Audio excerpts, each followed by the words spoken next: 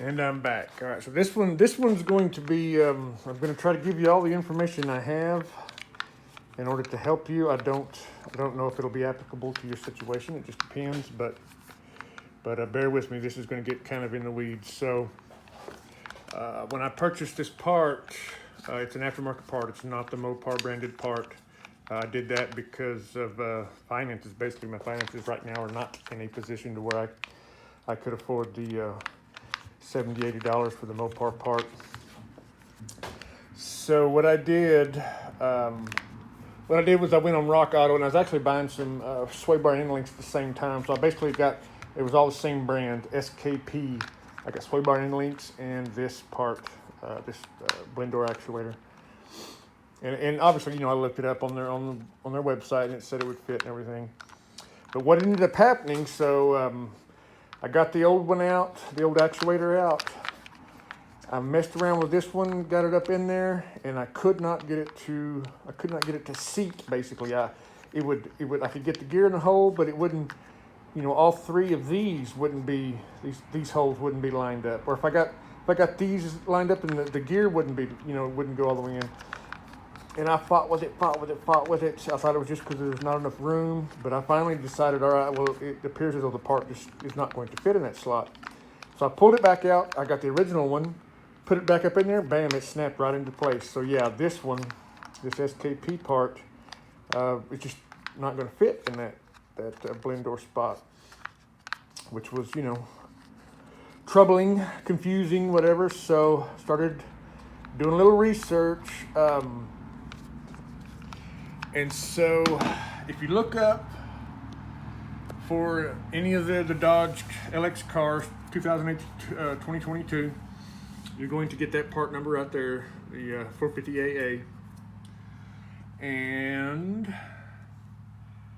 so just make note, if you scroll down, you'll see, so here where it says replaces that 243AA.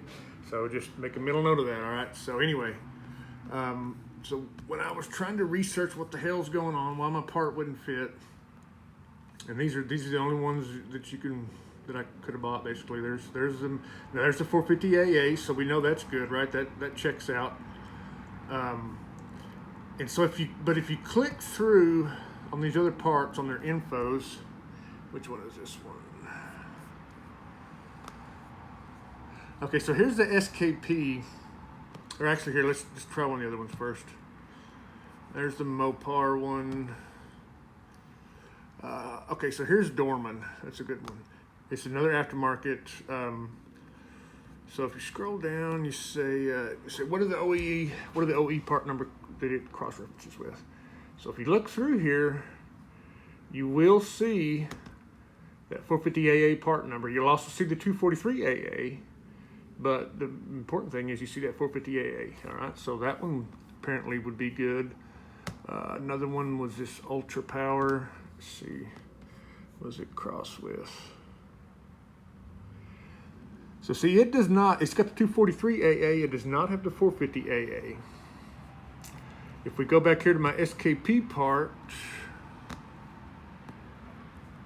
it does not have the 450AA, it does have that 243AA. So, this is all supposition on my part, but I'm guessing maybe that 243AA was an earlier part number that fit earlier cars maybe, and then at some point they redesigned it. That 450AA part came out. It'll fit everywhere where the 243s will, I'm guessing, but from what I'm seeing, a 243 will not necessarily fit everywhere a 450AA will, because I tested that theory. Well, I obviously tested it by putting the OE part back in, but like I said, I had the Recirc blend door actuator go out a while back. I replaced it with a Dorman aftermarket part. Had no issues whatsoever. So I had an idea. I went over, I pulled the Dorman unit out of the Recirc spot. I came back around here, boom, it snapped right into place. All right, I'm halfway there. So I took my SKP part, went around there to where the Dorman was in that Recirc spot, boom, snapped right in, bolted up.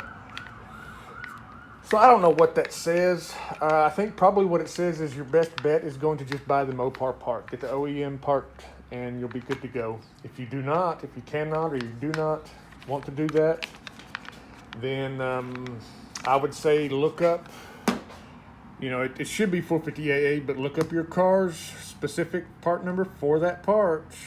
Like I said, it should be 450AA.